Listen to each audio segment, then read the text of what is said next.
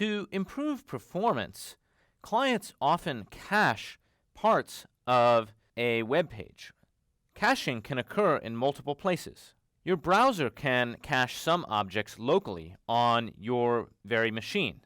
Caches can also be deployed in the network. Sometimes your local ISP may have a web cache, and later we'll also look at how content distribution networks are a special type of web cache that can be used to improve performance.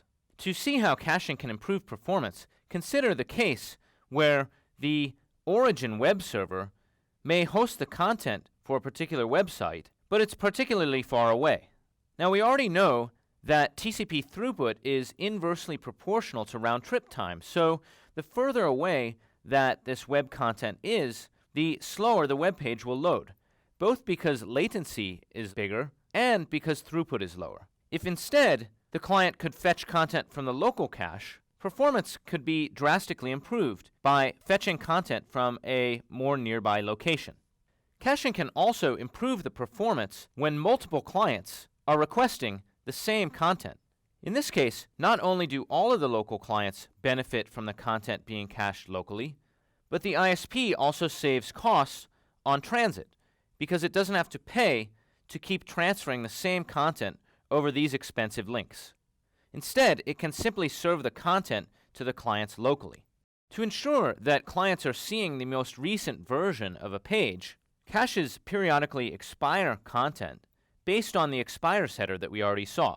Caches can also check with the origin server to see whether the original content has been modified. If the content has not been modified, the origin server would respond to a cache check request with a 304 or a not modified response. Clients can be directed to a cache in multiple ways. One is with browser configuration. So you can open your browser and explicitly configure the browser to point to a local cache so that all HTTP requests first are directed through the local cache before the request is forwarded to the origin. In the second approach, the origin server, or the service hosting the content, might actually direct your browser to a cache. This can be done with a special reply to a DNS request. We can see these effects, for example, when we do a DNS lookup for google.com.